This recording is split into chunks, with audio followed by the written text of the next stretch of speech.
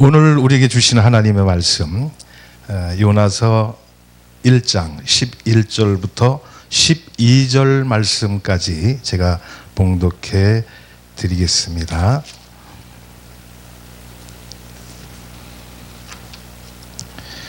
바다가 점점 흉흉한지라 무리가 그에게 이르되 우리가 너를 어떻게 하여야 바다가 우리를 위하여 잔잔하겠느냐 하니 그가 대답하되 나를 들어 바다에 던지라. 그리하면 바다가 너희를 위하여 잔잔하리라. 너희가 이 큰 북풍을 만난 것이 나 때문인 줄을 내가 아노라 하니라.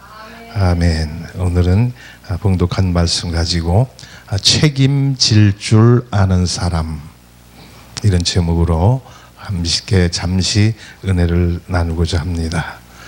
옛말에 보면은 인과응보라 하는 그런 말이 있죠. 무슨 말씀입니까? 자기가 한 일에 대해서 결과가 꼭 주어진다는 그런 말인 줄로 압니다. 그러니까 이 말의 의미는 자기가 한 행위에 대해서, 선악에 대해서 결과가 어떻게 주어지든지 간에 꼭 받는다고 하는 그런 의미로 해석이 되어집니다. 그래서 세상 만사에는 원인이 있고 그 원인에 따른 결과가 주어지게 되는데, 그래서 우리가 삶을 착하고 선하게 살아야 될 이유가 여기에 있는 것입니다. 남에게 모범이 되고 칭찬받을 만한 일을 한 사람은 그에게 좋은 일이 결과로 주어지지만은 타인에게 불이익을 주고 나쁜 일을 하는 사람에게는 결과가 좋지 않게 주어진다는 그런 말씀이겠지요. 이것을 성경에서도 말씀합니다. 요한복음 5장 29절에 보면은 선한 일을 행한 자는 생명의 부활로, 악한 일을 행한 자는 심판의 부활로 나오리라. 그래서 사람들은 착하게 살아야 된다는 말씀입니다. 예수 믿는 사람이 남에게 손가락질 받고 비웃음 당하고 이리 살면은, 욕을 먹으면서 살면은 안 된다고 하는 그런 말씀이죠. 그래서 우리 주위에서 우리는 그런 사람들을 얼마든지 찾아보게 되는데, 저와 여러분만큼은 다른 사람에게 손가락질 받지 않고 또 욕을 먹지 않는 그런 선한 삶을 살아가야 될 줄로 믿습니다. 제가 1977년도 3월 15일 날 국가의 부름을 받고 논산훈련소를 들어가게 됩니다. 논산훈련소에 가서 3일을 대기했는데, 그 수용연대라고 하잖아요. 수용연대에서 이틀을 지나고 3일째 되는 날 저녁에 모든 장정들을 연병장으로 집합을 하라. 그래서 연병장에 모였는데 거기서 호명을 합니다. 이름을 부르는데 120명을 부르는 거예요. 그 중에 제 이름도 들어있어서 나갔는데, 그 120명을 추려가지고 너희들은 지금 들어가서 내무반에 가서 더블백을 가지고 다시 연병장에 집합해라. 그래서 들어가가지고 더블백을 챙겨가지고 다시 연병장에 집합을 했더니 우리를 인솔해갖고 연무대로 데리고 가더라고요. 그 연무대에 갔더니 거기에서 서울 올라오는 군용열차에 우리를 태워가지고 용산역에 내렸습니다. 용산역에 내리니까 120명이 갑자기 들어가 잘 곳이 없잖아요. 그러니까 용산역 용사의 집 그 로비에 빈 공간이 이렇게 크게 있는데 거기에다가 줄을 지어서 정렬을 시키더니 더블백을 깔고 앉아서 거기서 하룻밤을 자라는 거예요. 그래서 거기서 하룻밤을 지새고 아침에 일어났더니 건빵을 주는데 기름에 튀긴 건빵을 주더라고요. 그래서 기름에 튀긴 건빵을 아침 식사로다가 그것을 하고 식사가 끝나니까 춘천행 그 경춘선 열차에 우리를 태워가지고 가는데 어디로 가는지 아무도 모릅니다. 무작정 인솔하는 대로 따라갔더니 가평역에 열차가 도착하니까 가평역에서 내리라고 그런 거예요. 그 가평역에 내려가지고 가평역 광장에 우리를 세워놓고 더블백 검사를 하는 거예요. 더블백 검사하는 게 굉장히 재미있잖아요. 팬티를 든다 실시, 그리고 팬티, 메리아스를 든다 실시, 그 메리아스 검사하고, 전투복을 들어라 전투복 검사, 전투화 검사, 그리고 다 검사를 하는 거예요. 그렇게 검사를 해서 아무 문제가 없으니까 더블백을 다시 싸라. 그래서 더블백을 싸서 60 군용 트럭에 실어서 보내고 나서 우리는 맨몸으로 거기서부터 이제 행군을 하는데, 그때서야 알았어요, 어디를 가는지를. 제3하사관학교, 가평에 제3학교가 있는데, 하사관학교에 들어가려고 우리를 차출을 해서 거기까지 인솔을 해온 거예요. 그 가평역에서 더블백을 보내놓고 거기에서 조교가 탁 모자를 번쩍번쩍 하는 데다 조교 딱 배겨가지고 눈이 번쩍번쩍 하잖아요, 그 사람들. 우리는 사회에서 사회생활하다가 흩어질 대로 내 마음대로 살던 사람들이 군대에 들어가서 군기를 잡는 거야. 거기서부터 교관이 그 조교가 나왔는데 조교라고 안 써 있고 지도 이렇게 써 있더라고. 지도. 그 장관이 하이바를 쓰고 와서 우리를 인솔해 가는데, 그거는 인솔이라고 하기보다 기합 받으면서 가는 거예요. 기합 받으면서 거기서부터 얼차례를 실시해갖고 가는데, 우리 내무반이 어디였었냐면 가평역에서 한 30분 40분을 가야 그 있는데, 삼하사관학교 제3대대 3대대가 그 수용연대 수송 야수교 있는 데를 지나서 가면은 거기에 있습니다. 그리고 거기 가서 처음에 이제 가는 도중에 길거리에서 지금부터 물속으로 들어간다 실시, 물속으로 막 뛰어들어간다, 그거 나온다 실시. 나오니까 거기에서 우로 굴러 좌로 굴러 땅에다 막 굴려가지고 흑범벅을 만들어 갖고 또 행군을 시키고 하고 구보를 시키고 하고 난리를 쳐서 삼하사관학교 3대대 연병장에 딱 도착을 했더니, 거기에서 처음으로 한 게 뭐냐, 지금부터 저 앞에 보이는 골대까지 선착순을 실시한다. 선착순을 실시하는데, 우리가 달려가는 거를 선착순으로 생각을 하는데 그게 아니라 주먹을 쥐고 기어서 저쪽 연병장 골대까지 선착순을 한다는 거예요. 여러분, 그 연병장이 그냥 모래만 깔려 있으면 괜찮겠는데, 도끼다시 한다고 그러죠. 바닥에 왜 그 깔기 위해서 자갈을 요만하게 아주 그 날카롭게 깎아놓은 그것이 연병장에 쫙 깔려 있습니다. 거기를 주먹을 쥐고 선착순을 하는데, 손이 아프니까 어떻게 하겠어요? 주먹을 펼쳐갖고 손바닥으로 기어가니까 조교가 와고 군화발로다가 막 지지 밟으면서 몽둥이로 막 두드려 패면서 왜 손 폈냐고 막 두드리는 거예요. 그러니까 두드려 맞기 싫으니까 또 주먹을 쥐고 또 기어가는 거예요. 그래서 주먹을 쥐고 저쪽 골대까지 돌아오니까 주먹이 다 까져버렸어요. 피가 나오고 뼈가 허옇게 보이고 아주 굉장히 힘든 그런 삶을 살았습니다. 그래서 선착순을 하고 마치고 딱 집합을 시켜서 세워놨는데, 눈앞에 뭐가 보였느냐, 권리를 주장하기 전에 의무를 다하라, 이런 사인보드가 앞에 딱 보입니다. 그래서 저는 거기서 생각을 해봤습니다. 우리가 사회에서 자유롭게 살다가 군대 입대를 해서 첫 관문 와서 주먹을 쥐고 포복을 해서 선착순을 했는데, 우리 눈에 딱 보이는 게 권리를 주장하기 전에 의무를 다하라. 우리에게 주어진 의무가 그때 당시에 뭡니까? 국토 방위의 의무 아닙니까? 우리 대한민국의 국민에게는 4대 의무가 있죠. 교육의 의무, 납세의 의무, 그 다음에 국토 방위의 의무, 그 다음에 근로의 의무, 4가지가 국민의 4대 의무 아닙니까? 그래서 저는 국토 방위의 의무를 우리가 다 해야 내가 대한민국의 국민으로서 권리를 국가에 주장할 수 있겠구나 하는 생각을 하면서 거기서 6개월간 동안의 피나는 훈련을 마쳤더니 하사 계급장을 딱 달아주더라고요. 그래서 그것을 달고 전방에를 가서 3년 가까이 이렇게 군대 생활을 하고 제대를 했습니다. 저는 지금도 몇십 년이 지난 이 시점에서 그 글귀가 머릿속에서 떠나질 않습니다. 권리를 주장하기 전에 의무를 다하라. 오늘 대한민국의 모든 사람들이 이런 정신 속에서 살아간다면 대한민국에 어려움이 없을 것이고 혼란이 없을 것이고 모든 것이 다 평안하게 살아갈 터인데, 많은 사람들은 자기의 의무를 다하기 전에 권리부터 주장하는 그런 삶을 살아가기 때문에 오늘 이 나라가 혼란 속에 빠져 있는 줄로 생각을 합니다.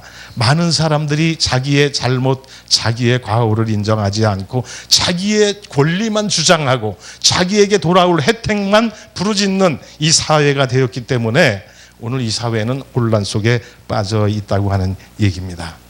요즘 뉴스를 보면은 참 저는 TV를 잘 보지 않습니다만은 가끔씩 신방을 가거나 아는 집에 방문을 했을 때 그 집에서 나오는 TV를 이렇게 잠깐 보면은 좋은 내용이 하나도 없어요.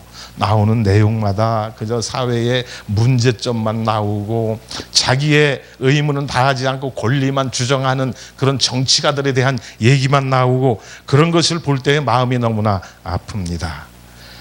속담에 윗물이 맑아야 아랫물이 맑다 그런 얘기가 있어요.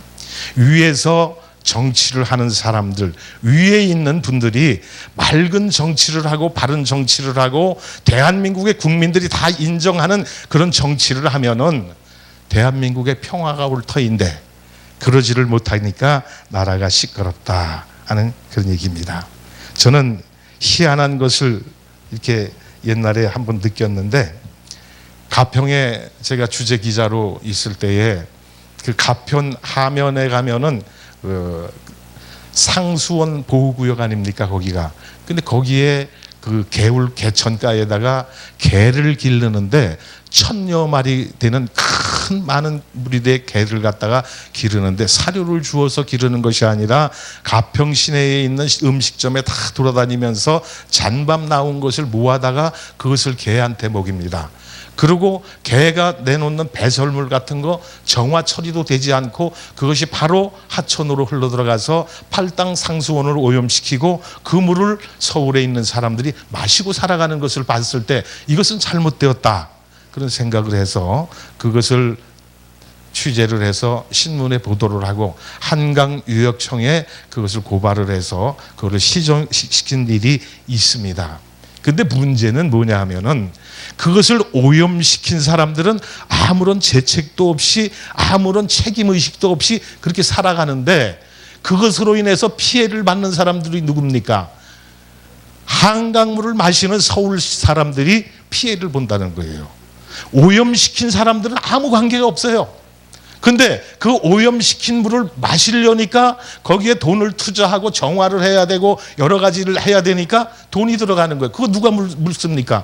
물을 마시는 사람들이 그런 비용을 내고 있다고 하는 말씀입니다. 강물을 오염시킨 사람은 분명히 따로 있는데 그 물을 정화시켜서 먹는 사람들은 자기가 돈을 지불하고 그렇게 먹고 있는 현실을 볼 때에 이것은 사회가 부당하다 하는 것을 저는 느꼈다고 하는 말씀입니다.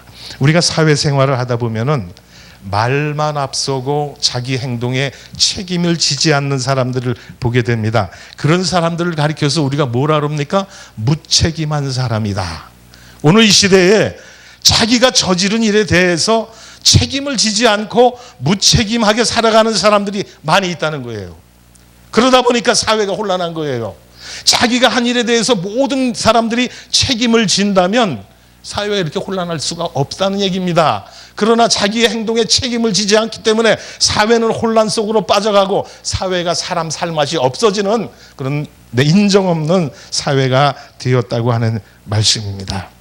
어린 왕자의 저자인 행동주의 문학가 생텍쥐페리라고 하는 사람이 있습니다. 그는 직업 비행사였었는데 인간의 대지라고 하는 제목의 글을 쓰는데 거기에 자기가 경험했던 것을 기록을 해놨습니다. 이 책에 나오는 한 사건은 우리에게 큰 감동을 주는데 이 생텍쥐페리와 그의 동료인 기요메가 칠레 정부에 보내는 우편물을 비행기에 싣고 안데스 산맥을 넘어서 매일 우편물을 배달하는 그런 일을 하고 살았습니다. 어느 날 아침에 기요메가 칠레를 향해 비행을 하는데 바람이 불고 또 눈보라가 쳐서 계속 비행하기가 어려워가지고 비행기 날개가 얼음이 덮이고 강한 비바람과 눈보라로 안데스 산맥을 도저히 넘을 수가 없어서 그 산중에 있는 얼어붙은 호수에 불시착을 하게 되었다고 합니다. 기욤에는 조종석 아래에 은신처를 마련을 하고 우편물 배낭 그거를 다 갖다가 주위를 막아놓고 거기에서 추위를 이기려고 맞서 싸우려고 준비를 해놓고 며칠을 거기서 기다렸는데 눈은 멈추지 않고 계속해서 내려오게 됩니다. 그 속에서 추위를 버티다가 손과 발에는 동상이 걸리게 되었습니다. 영하 20도 혹한 속에서 민가를 찾아서 헤매고 다닙니다. 5일 동안을 헤매고 다니다가 결국 민가를 찾아내서 목숨을 겨우 건질 수가 있었다고 합니다. 그가 그런 악조건 속에서 살아날 수 있었던 것은 첫 번째, 집에 있는 아내와 자녀에 대한 생각이었다고 합니다. 내가 여기서 이렇게 아무 의미 없이 객사를 하게 되면은 우리 집에 있는 부인이나 자녀들이 얼마나 실망을 할까. 그래서 부인과 자녀의 생각이 머릿속에 꽉 차 있기 때문에 나는 여기서 결코 살아야 된다. 이런 용기를 가졌다고 합니다. 두 번째는 우편물을 칠레 정부에 배달하지 못하면 우편물을 기다리고 있는 많은 사람들이 얼마나 실망을 할까. 이 두 가지의 의무감이 그의 머릿속에 꽉 박혀 있기 때문에 어떻게 해서든지 나는 이곳에서 살아서 돌아가야 된다라고 하는 그런 생각 속에 빠졌다고 합니다. 생텍쥐페리가 초인적인 정신력으로 살아남은 그 이야기를 동료가 이렇게 이야기를 합니다. 인간이란 책임질 줄 아는 존재이다. 따라서 우리도 하나님의 자녀로서 좋은 모습을 이웃에게 보여줄 책임감이 있다는 사실을 항상 잊지 말아야 할 것이다. 이렇게 이야기를 했습니다. 어떤 일을 하든지 간에 오늘 이 세상을 살아가는 사람들에게는 책임과 의무가 있다고 하는 것을 잊지 말아야 됩니다. 어떤 일을 하든지 어떤 상황에 있든지 사람에게는 책임이 있고 의무가 있다고 하는 말씀입니다. 그렇다고 한다면 오늘 하나님을 믿는 성도된 저와 여러분에게는 어떤 책임이 있겠습니까? 기도해야 할 책임, 찬양해야 할 책임, 제물을 드려야 할 책임, 전도를 해야 할 책임, 이러한 책임들이 그리스도인들에게는 있다고 하는 말씀입니다. 그렇다고 해서 의무라고 하니까 너무 무겁게 생각할 필요는 없습니다. 우리가 마땅히 살아가는 생활 속에서 일어나는 현실 속에서 우리에게 맡겨진 사명, 의무만 충실하게 이행하면 된다고 하는 그런 말씀입니다. 오늘 저는 이 본문 읽어드린 본문 속에서 요나라고 하는 사람에 대해서 관찰을 해봤습니다. 요나는 아미떼의 아들로 여로보암 2세가 통치했던 시대에 이스라엘 선지자로 활동을 했던 인물 가운데 하나입니다. 어느 날 요나에게 아수르의 수도인 니느웨로 가서 하나님의 복음을 외치라고 하는, 회개를 외치라고 하는, 심판이 다가왔다고 하는 것을 외치라고 하는 명령을 요나는 받게 되었습니다. 그러나 요나는 이러한 하나님의 명령이 주어졌음에도 불구하고 다시스로 가는 배에 올라 도망을 하게 되게 됩니다. 요나가 니느웨로 가지 않고 다시스로 도망가는 데는 두 가지 이유가 있었습니다. 그 첫 번째 이유는 뭡니까? 이방인 나라인 니느웨가 회개해서 구원받는 것이 마음에 마땅치를 아니한 거예요. 왜냐하면 우리가 택한 백성이고 하나님의 백성으로 택함을 입었는데 내가 니느웨에 가서 그들에게 복음을 외쳐서 그들이 용서받고 하나님께로 돌아오면 그들이나 우리나 별다를 바가 없지 않겠느냐. 하나님의 택한 선민이라고 우리에게 말만 하면서 그들과 우리에게 똑같이 주어진다고 한다면 아무 의미가 없다고 하는 첫 번째 생각이 그의 머리를 지배를 했습니다. 두 번째 이유는 뭐냐? 요나와 같은 무명의 이스라엘 선지자가 아수르의 수도인 니느웨에 가서 복음을 외친다고 해서 그 말을 들을 사람이 어디 있겠느냐, 그런 얘기입니다. 이러한 의구심 때문에 요나는 니느웨로 가지를 않고 다시스로 도망을 하게 됩니다.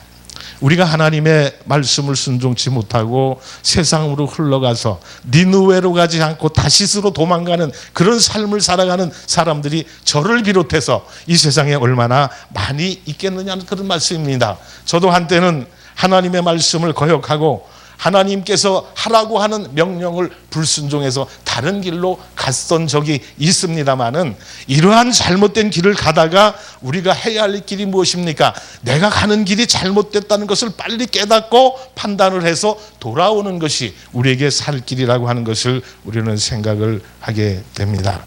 오늘 우리는 믿음의 순종이라고 하는 것이 자기 한계를 뛰어넘어야 할 수 있다는 얘기입니다. 내 생각 속에, 내 내리 속에 하나님의 말씀을 듣고 내 머리로 판단을 하고 계산을 하면 그것은 잘못됐다고 하는 말씀입니다. 아브라함이 100세에 얻은 이삭을 모리아 산에 가서 제물로 드리라고 할 때에 아브라함이 인간의 생각으로 머리를 굴려서 판단을 하고 계산을 했다면 모리아 산으로 갈 수가 없습니다. 거기에 가서 자기의 사랑하는 100세에 얻은 아들을 하나님께 번제로 드릴 수가 없습니다. 그러나 아브라함은 자기의 머리로 계산하지 않고 하나님의 말씀에 순종했다는 거예요. 하나님의 뜻을 내 머리로 계산하면은 계산이 나오지 않지만 하나님의 말씀을 하나님의 말씀으로 100% 순종하고 받아들이면 거기에서 역사가 일어난다고 하는 말씀입니다. 요나가 하나님의 말씀에 불순종하게 된 것은 자기의 관념 속에, 자기의 생각 속에 하나님의 능력을 묶어놨기 때문이라고 하는 말씀입니다. 오늘 우리가 믿음의 순종이라고 하는 것은 자기 한계를 뛰어넘을 때에 가능하게 된 줄로 믿습니다. 하나님의 말씀을 하나님의 말씀으로 받아들여야지, 그 말씀을 내가 내 머리로 계산하고 따지고 보면 거기에는 하나님의 말씀으로 받아들여지지 않고 내 생각이 거기에 주입하게 된다고 하는 말씀입니다. 그래서 요나는 하나님의 명령에 불순종해서 다시스로 도망을 하게 됩니다. 근데 하나님은 다시스로 도망가는 요나를 그냥 내버려 두지를 않으십니다. 본문 5절에 보니까 사공이 두려워하여 각각 자기의 신을 부르고 또 배를 가볍게 하려고 그 가운데 물건을 바다에 던지니라. 그러나 요단은 배 밑층에 내려가서 누워 깊이 잠이 들었다. 이렇게 말씀을 하고 있습니다. 도망가는 요나에게 하나님은 그를 평안하게 가도록 내버려 두시지 아니하시고 잔잔하던 바다에 광풍을 일어나게 하셔가지고 요나를 깨닫게 하시는 내용이 여기에서 나온다고 하는 말씀입니다. 6절에 보니까 선장이 나아가서 그에게 이르되 자는 자여 어찌 미뇨 일어나서 네 하나님께 구하라. 혹시 하나님의 우리를 생각하사 망하지 않게 하시리라. 선원들이 말을 합니다. 우리가 제비를 뽑아서 이 재앙이 누구로부터 왔는가를 한번 따져보자, 알아보자, 이렇게 얘기를 하고 제비를 뽑았더니 그 제비가 요나에게 돌아간 것을 볼 수가 있습니다. 그랬더니 8절에 이런 말씀이 나옵니다. 이 재앙이 무슨 연고로 우리에게 임하였는가 너는 고하라. 내 생업이 무엇이며 어디서 왔으며 고국이 어디며 어느 민족에 속하였느냐. 이 말을 들은 요나가 9절에 대답을 하지 않습니까? 나는 히브리 사람이요 바다와 육지를 지으신 하늘의 하나님 여호와를 경외하는 자로다. 그리고 요나가 또 잔잔하던 바다에 갑자기 풍랑이 일어난 것에 대해서 이렇게 말하지 않습니까? 뭐라고 얘기를 했습니까? 우리 이 모든 풍랑이 나로 인한 것이다. 풍랑의 원인과 풍랑의 책임을 남에게 돌리지 아니하고 나로 인한 나 때문에 일어난 것이라고 하는 것을 요나는 거기서 고백을 했다고 하는 말씀입니다. 자기가 여호와의 낯을 피함인 줄을 그들에게 말하였습니다. 그들이 말합니다. 내가 어찌하여 이렇게 행하였느냐. 그때에 바다가 점점 흉룡하고 물결이 배를 삼키려고 말합니다. 선원들이 말합니다. 어떻게 하여야 이 노한 풍랑이 잠잠해지겠느냐. 요나가 뭐라고 대답을 합니까? 요나의 대답이 놀랐습니다. 나를 들어 바다에 던지라. 그리하면 바다가 너희를 위하여 잔잔하리라. 이 풍랑의 책임이 요나는 자신에게 있었던 것을 알았고 그 다음에 이 풍랑이 잔잔해지려고 하면은 나를 들어서 바다에 던져야 풍랑이 잔잔해질 것이라는 것을 그는 깨달았다고 하는 말씀인 것입니다.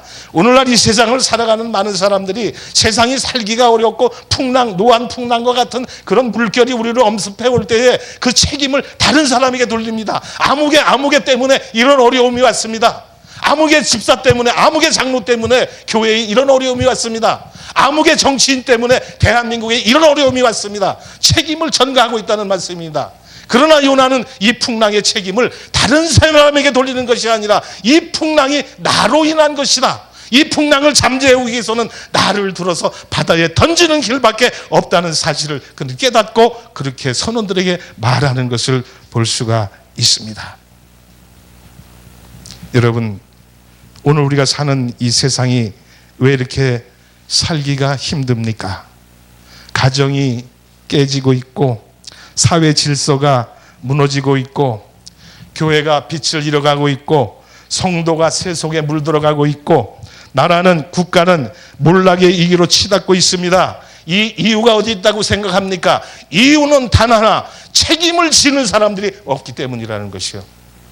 가정의 문제는 가장이 책임을 져야 됩니다. 사회의 문제는 사회를 이끌어가는 지도자들이 책임을 져야 됩니다. 교회의 문제는 교회를 이끌어가는 지도자가 책임을 져야 되는 거예요. 나라의 위기는 나라를 정치하는 정치가들이 책임을 져야 이 풍랑이 잔잔해진다고 하는 말씀입니다. 그런데 이 세상을 살아가는 사람들은 모든 책임을 자기에게 돌리는 것이 아니라 다른 사람에게 돌리고 있다는 것이에요. 그래서 위기는 점점 우리에게 다가오고 있다고 하는 말씀입니다. 본문에 보면 선원들이 풍랑을 피하여 배를 육지에 대려고 힘써서 노를 젓습니다. 그러나 노를 저어서 육지로 가려고 하면 풍랑은 점점 더 세차게 일어납니다. 노한 파도는 그들을 삼킬 것 같이 달려옵니다. 이러한 상황 가운데서 어떻게 살아날 수가 있겠습니까? 그 원인을 찾아서 원인을 해결해야 파도가 잠잠해진다고 하는 말씀입니다. 이러한 위기 속에서 풍랑을 잠잠케 잠재우는 방법이 딱 한 가지가 있습니다. 여러분, 그것이 무엇이라고 생각을 합니까? 문제를 일으킨 장본인을 찾아서 성난 파도 속으로 풍랑 속으로 던지는 길밖에 없다는 것입니다. 그러니까 옛말에 결자해지라는 말이 있지 않습니까? 묶은 사람이, 문제를 일으킨 사람이 풀어야 된다는 거예요. 그러니까 우리나라에 어려움이 왔다고 하면은 이 어려움이 근본적으로 누구 때문인가를 알아서 그 원인을 제거할 때에 대한민국의 어려움이 사라지게 된다고 하는 말씀입니다. 가정의 문제가 해결된다는 거예요. 교회의 어려움이 해결된다는 거예요. 근데 사람들은 책임을 지지를 않습니다. 15절에 요나를 들어 바다에 던짐에 바다에 뛰노는 것이 곧 그친지라. 할렐루야. 풍랑이 일고 그 배를 삼킬 것 같은 그런 파도가 넘쳐오는데 요나를 들어서 풍랑 가운데 바다 가운데 던졌더니 노한 파도가 금방 잠잠해졌다고 하는 말씀입니다.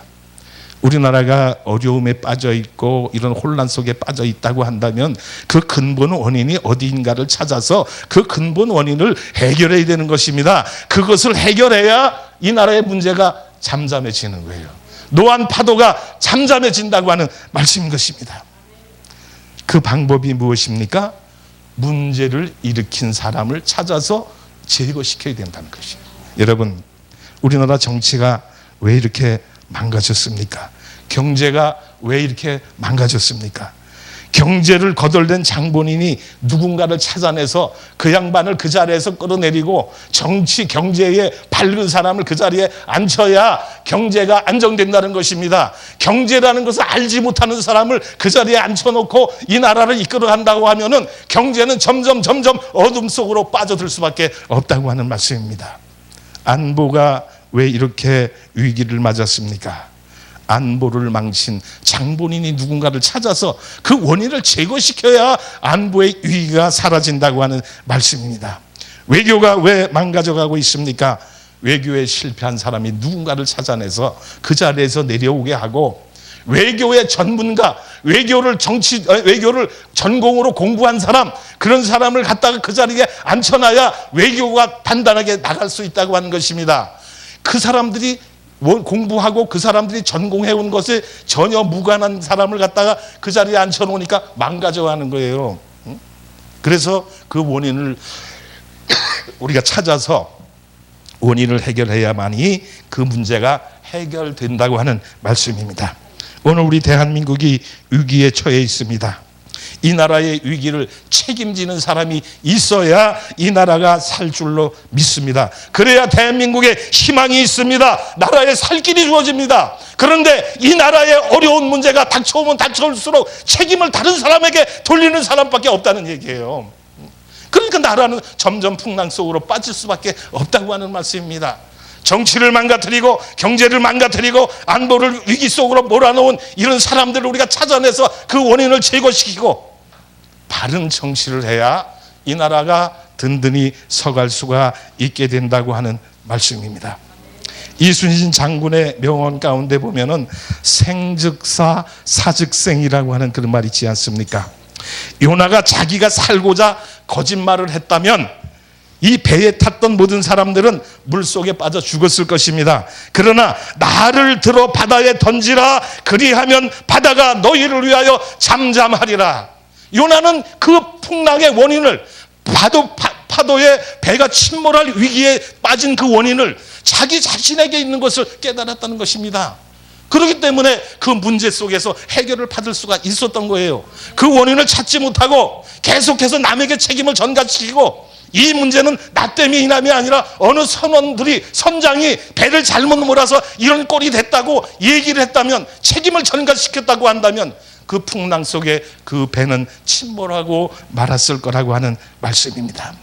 오늘 우리는 요나서를 통해서 배울 수 있는 몇 가지 교훈이 있습니다. 첫 번째는 하나님은 택한 일꾼을 끝까지 추적해서 사용하신다는 것입니다.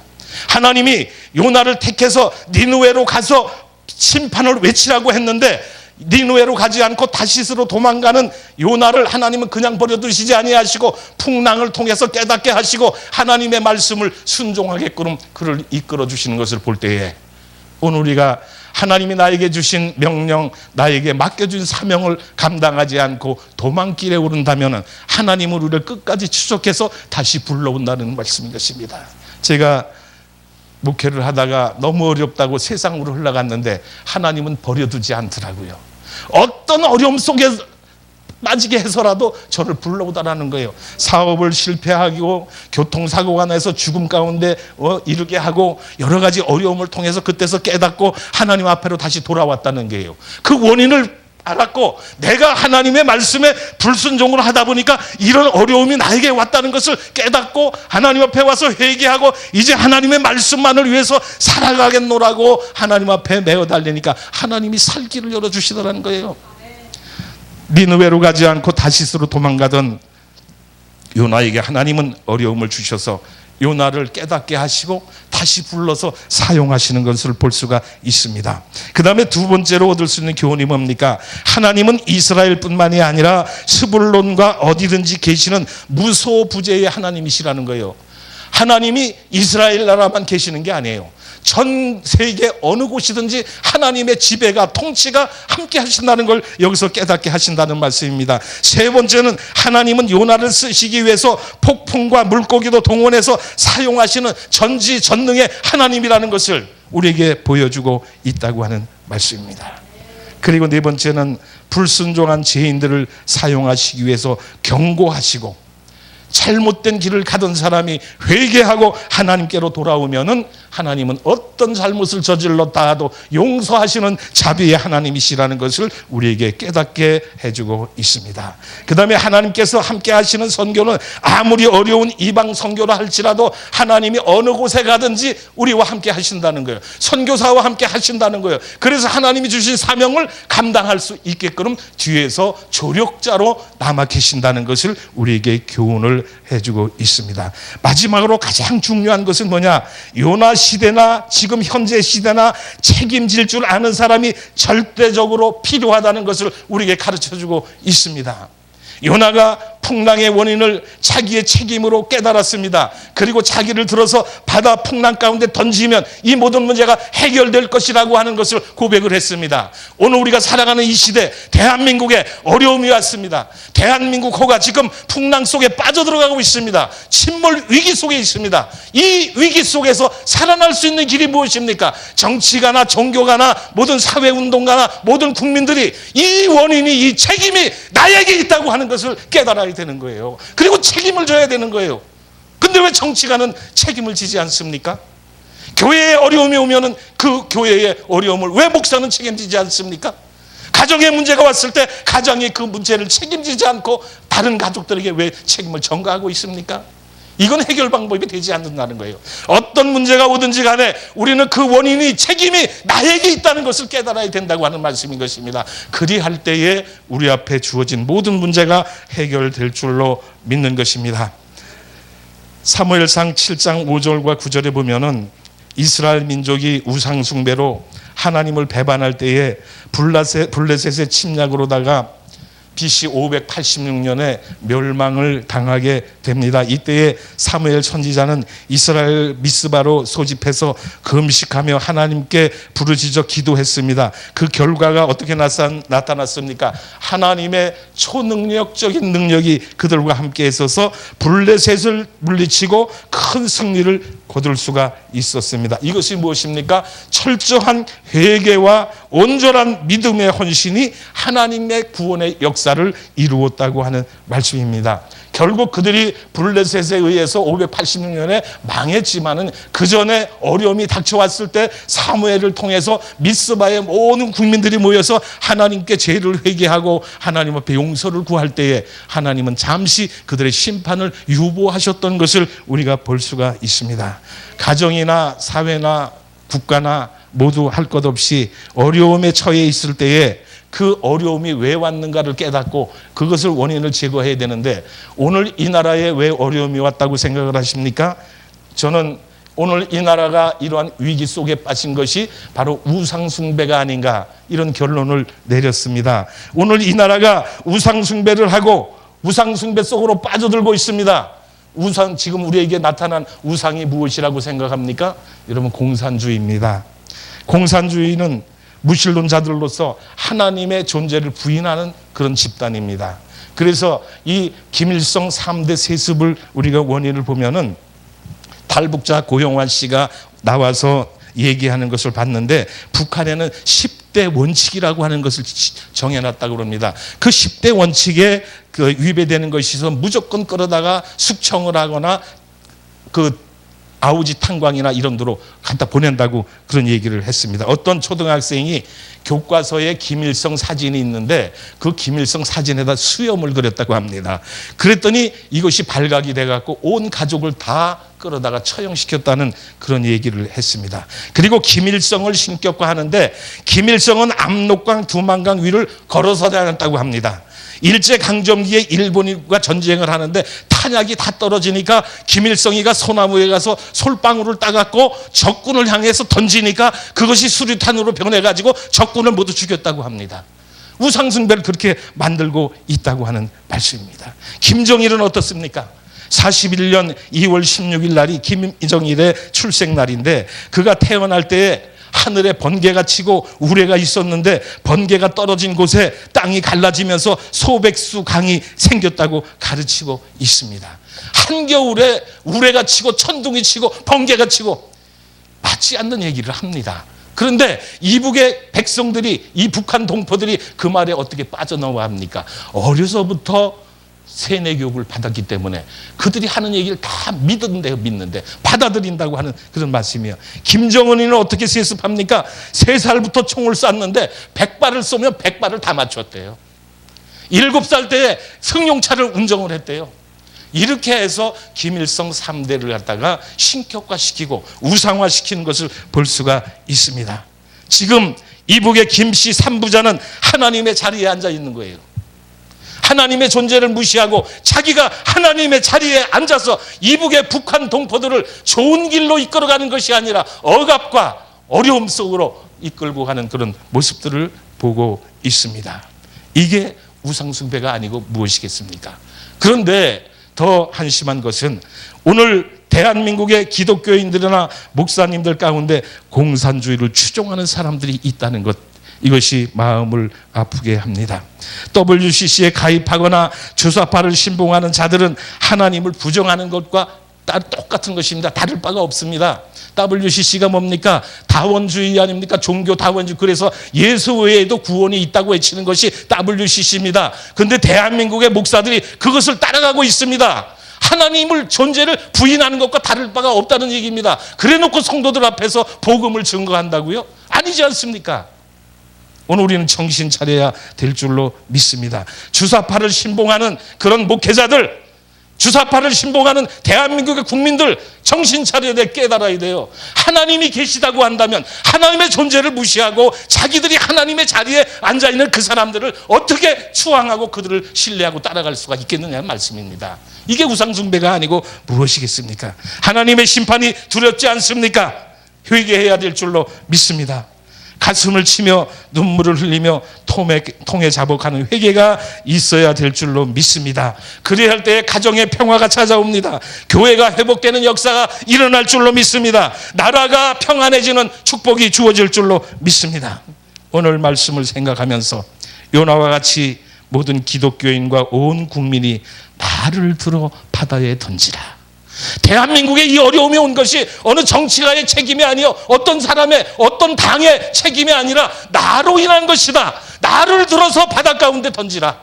대한민국이 이 위기 가운데 있는데 나를 들어서 대한민국 위기 가운데 던지라. 그리하면 대한민국의 위기가 잔잔해질 것이라고 하는 이런 믿음을 가지고 나갈 때 대한민국에는 평화가 올 줄로 믿습니다.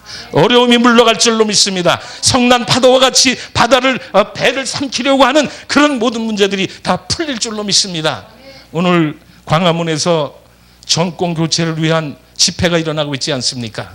그곳에 하나님의 능력이 나타나기를 기도를 합니다. 하나님의 성령이 그 자리에 함께 하셔서 대한민국을 살리고 위기 속에 빠져가는 국민들의 이 삶을 회복시키고 하나님의 나라가 이 땅에 다시 회복되어지는 역사가 오늘 통해서 있어야 될 줄로 믿는 것입니다. 요나와 같이 모든 문제의 책임이 나에게 있다고 하는 것을 깨닫고 대한민국의 정치가들이나 온 국민이 한마음 한뜻이 되어서 대한민국의 위기가 나로부터 왔다고 하는 것을 깨닫고 내가 대한민국의 삶을 위해서, 대한민국의 앞날을 위해서 무엇을 할까? 어떻게 희생을 할까? 나를 요구하는 것이, 나에게 요구하는 것이 무엇일까?